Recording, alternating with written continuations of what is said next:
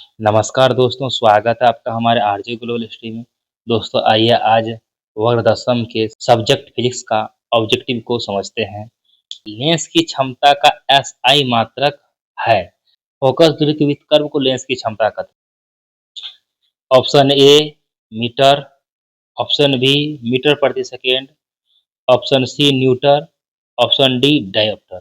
दोस्तों आप बताइए इसमें लेंस की क्षमता का एसआई मात्रक क्या होगा। दोस्तों मैंने आपको समझाया है लॉन्ग क्वेश्चन में कि लेंस की क्षमता का एसआई मात्रक डाईऑप्टर होता है। लेंस की क्षमता का एसआई मात्रक डायोप्टर होता है जिसे डी से दर्शाया जाता है। दोस्तों लेंस की क्षमता P बराबर होता है, यानी लेंस की क्षमता P बराबर आपको हमने सूत्र लिखाया था 1/f। इसका सूत्र भी होता है लेंस की क्षमता का एसआई मात्रक किसे कहते हैं। फोकस दूरी के विकर्ण को लेंस की क्षमता कहते हैं। इसलिए दोस्तों ऑप्शन ए में है एफ, ऑप्शन बी में है भी, ऑप्शन सी में 1/v, ऑप्शन डी में 1/f। तो दोस्तों आप देख लीजिए 1/f किस में है, 1/f ऑप्शन डी में है। सही उत्तर डी 1/f। किसी लेंस की क्षमता उसकी फोकस दूरी के विकर्ण के बराबर होती है बशर्ते फोकस दूरी मीटर में हो। स्नेल के नियम के अनुसार होता है। दोस्तों स्नेल का नियम आप जानते हैं। स्नेल का नियम किसे कहते हैं? आपतन कोण की जया और अपवर्तन कोण की जया के अनुपात को स्नेल का नियम कहते हैं। यानी n बराबर साइन आई बटा साइन आर या म्यू, इसको हम म्यू बोलते हैं। म्यू बराबर साइन आई बटा साइन आर। तो दोस्तों आप देखिए इसमें ऑप्शन एक में ही दिया हुआ है म्यू बराबर साइन आई बटा साइन। लेंस की क्षमता व्यक्त की जाती है दोस्तों दूरी के द्वारा, फोकस दूरी के दुगुना द्वारा, फोकस दूरी के तिगुना द्वारा, फोकस दूरी के विकर्ण द्वारा, फोकस दूरी के विकर्ण द्वारा। जैसा कि सूत्र होता है P बराबर 1/f से स्पष्ट है लेंस की क्षमता उसकी फोकस दूरी के विकर्ण यानी उल्टे द्वारा मापी जाती है। सूर्य अस्त के समय क्षितिज के नीचे चले जाने पर भी सूर्य कुछ समय तक दिखाई देता है। इसका कारण क्या है?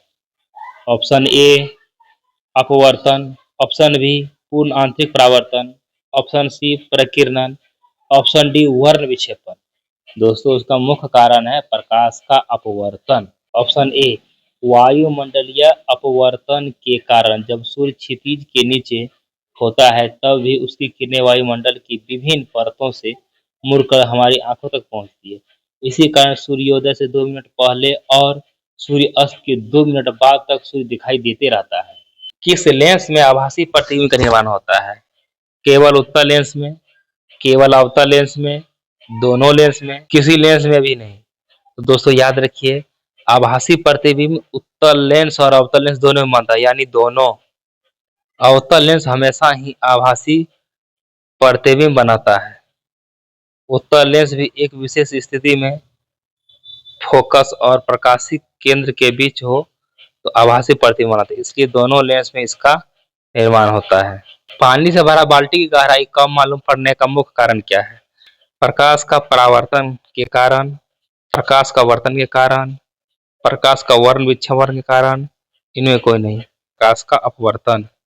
प्रकाश का अपवर्तन जब पानी यानी सघन माध्यम होता है पानी से प्रकाश की किरणें हवा यानी हवा विरल माध्यम में आती है तो वे अभिलंब से दूर हट जाती है। दोस्तों याद रखिएगा जब प्रकाश की किरण सघन माध्यम से विरल माध्यम में जाती है तो वो अभिलंब से दूर हट जाती है। इस मुड़ाव के कारण बाल्टी का तल अपनी वास्तविक गहराई से थोड़ा ऊपर उठा हुआ प्रतीत होता है। जब प्रकाश एक माध्यम से दूसरे माध्यम में जाता है तब अपवर्तन होता है। प्रकाश की चाल में परिवर्तन होने के कारण, प्रकाश की चाल में परिवर्तन नहीं होने के कारण, प्रकाश के रंग में परिवर्तन होने के कारण, इनमें कोई नहीं। दोस्तों याद रखिएगा अपवर्तन होता क्या है? एक माध्यम से दूसरे माध्यम में जाता है तो उसे अपवर्तन कहते हैं। जब प्रकाश की किरण एक माध्यम से लौट के वापस आती है उसे हम परावर्तन कहते हैं। तो प्रकाश की चाल परिवर्तन होने के कारण, प्रकाश की चाल में परिवर्तन होने के कारण देखिए अलग अलग माध्यमों का घनत्व अलग अलग होता है जिससे उसमें प्रकाश की गति बदल जाती है। इसी गति में बदलाव के कारण अपने मार्ग में विचलित हो जाती है, जिसे प्रकाश का अपवर्तन कहते हैं। किसी उत्तल लेंस के सापेक्ष कोई वस्तु किस स्थिति पर रखी जाए कि उसका वास्तविक उल्टा तथा बराबर आकार का प्रतिबिंब प्राप्त किया जा सके? ऑप्शन ए उत्तल लेंस और उसके फोकस के बीच, फोकस पर, फोकस दूरी की दुगुनी दूरी पर, अनंत पर। दोस्तों याद रखिए क्या कह रहा है, वास्तविक, उल्टा और बराबर बनेगा। तो बराबर कब बनता है दोस्तों, याद रखिए। आपको मैंने दर्पण में बताया था, अगर सी पे रखिएगा तो उसका प्रतिबिंब सी पर ही बनेगा, यानी बराबर बनेगा। तो अगर आप 2F पे रखते हैं प्रतिबिंब, तो प्रतिबिंब भी 2F पे बनेगा, यानी बराबर। तो ऑप्शन सी। दूरी के दुगुनी दूरी पर प्रतिबिंब बनेगा। उत्तल लेंस में जब किसी वस्तु को 2F1 यानी फोकस दूरी की दुगुनी दूरी पर रखा जाता है, तो उसका प्रतिबिंब फोकस दूरी के दूसरी ओर 2F2 पर बनता है, जो आकार में वस्तु के बराबर, वास्तविक और उल्टा होता है। उत्तल लेंस में जब वस्तु को फोकस एवं लेंस के बीच रखी जाती है, तब प्रतिबिंब बनता है काल्पनिक और सीधा, काल्पनिक और उल्टा, वास्तविक और उल्टा, वास्तविक और सीधा। काल्पनिक और सीधा बनेगा दोस्तों, याद रखिएगा। ऑप्शन ए काल्पनिक और सीधा। यह उत्तल लेंस की छठी और विशेष स्थिति है, जब वस्तु एफ और प्रकाशीय केंद्र के बीच होती है, तो किरणें आगे जाकर नहीं मिलती है, उनके पीछे बढ़ने पर वे वस्तु की ओर ही मिलती है, जिससे प्रतिबिंब आभासी, सीधा और बड़ा बनता है। किस लेंस के द्वारा केवल काल्पनिक प्रतिबिंब बनता है दोस्तों, याद रखिएगा, ये बहुत मस्त क्वेश्चन है। ये ऑब्जेक्टिव में आपको बार बार पूछा जाएगा।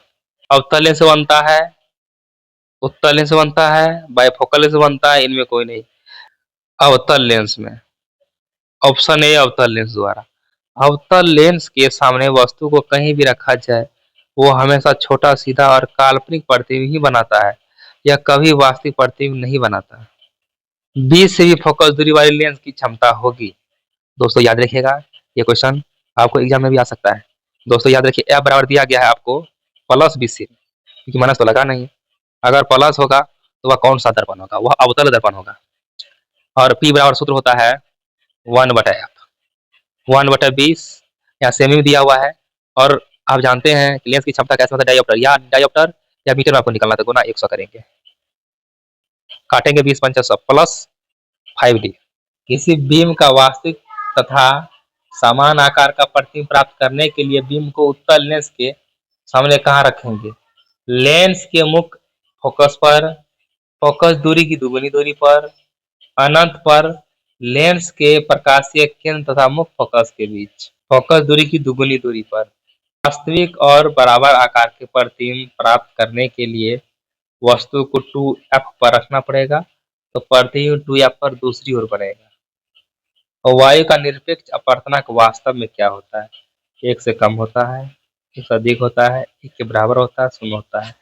दोस्तों मैंने आपको बताया है कि अपवर्तनांक किसे कहते हैं। अपवर्तनांक में आपको मैंने 16 वस्तुओं का नाम लिखाया है, वहां जाके आप देखेंगे कि किसका अपवर्तनांक कितना होता है, और याद रखेंगे, वह आपको ऑब्जेक्टिव में पूछा जाता है। दोस्तों वायु का अपवर्तनांक होता है 1.0003, इसलिए 1 से अधिक।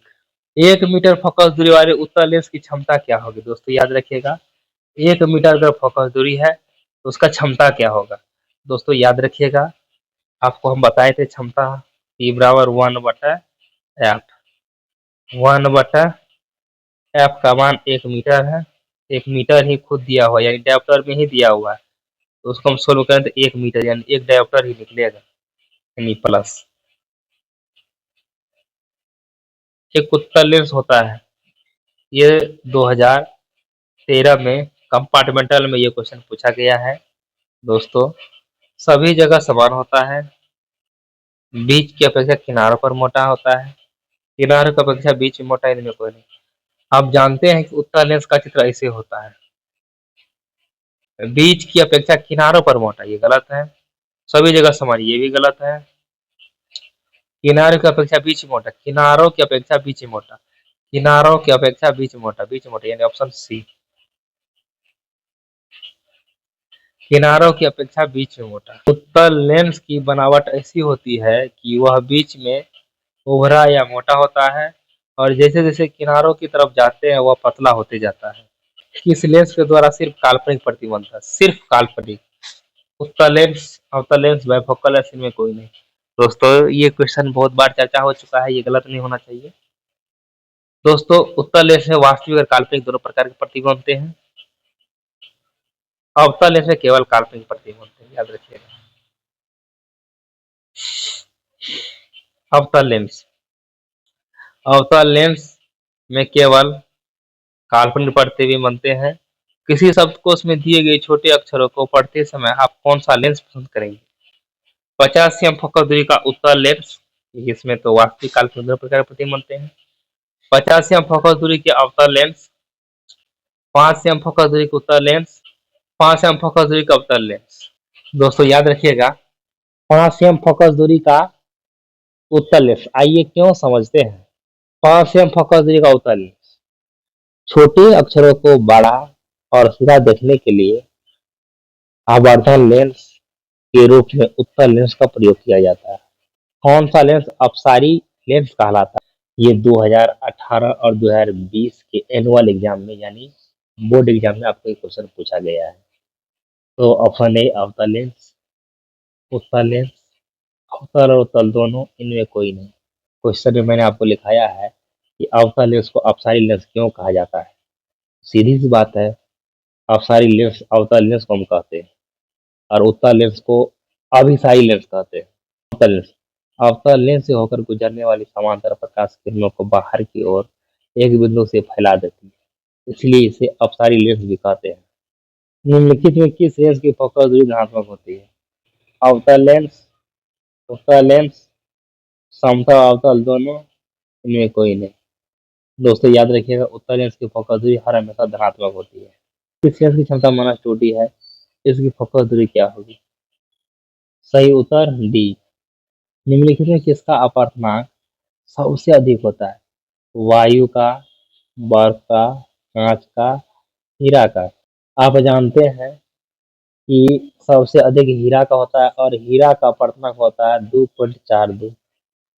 ये मैंने आपको बहुत बढ़िया से पढ़ाया हुआ है, आप जाके देखिए वीडियो पीछे का। दिए गए पदार्थों में हीरे का अपवर्तनांक सबसे अधिक होता है, जिसका मान लगभग 2.42 होता है। इसके उच्च अपवर्तनांक के कारण ही यह बहुत प्रकाश को परावर्तित करता है। लेंस द्वारा उत्पन्न आवर्धन का ऐसा ही मात्रक होता है। याद रखिए दोस्तों, मैंने आपको बताया था आवर्धन की परिभाषा में ही कि आवर्धन का ऐसा ही मात्रक क्या होता है। मीटर, सेंटीमीटर, मिलीमीटर, मात्रक विहीन। लेंस द्वारा उत्पन्न आवर्धन का कोई मात्रक नहीं होता है, यानी मात्रक विहीन होता है। आपको मैं परिभाषा में बताया था। आवर्धन प्रतिबिंब की ऊंचाई और वस्तु की ऊंचाई का अनुपात होता है, क्योंकि यह दो समान राशियों का अनुपात है, इसलिए इसका कोई मात्रक नहीं होता है, यह मात्रक विहीन होता है। प्रकाश की चाल विभिन्न माध्यमों में समान होती है, भिन्न भिन्न होती है। ए और बी दोनों, इनमें कोई नहीं, भिन्न भिन्न होती है। कैसे समझिए, अलग अलग माध्यमों का प्रकाशीय घनत्व अलग अलग होता है। जैसे निर्वात या हवा में प्रकाश चाल सबसे तेज होती है, जबकि पानी और कांच में प्रकाश चाल घटती जाती है। दोस्तों आज के सेशन का ये लास्ट क्वेश्चन है। वायु में प्रकाश की चाल निर्वात की अपेक्षा होती है, यानी आपको निर्वात में ज्यादा प्रकाश चाल होती है, वायु में कम, ज्यादा, समान, इनमें कोई नहीं। बताइए दोस्तों, और ये क्वेश्चन आप सोल्व करके आइएगा और इसका आंसर आप कमेंट में जरूर दीजिएगा। नमस्कार दोस्तों, मैं मिलता हूँ अगले नए टॉपिक के साथ।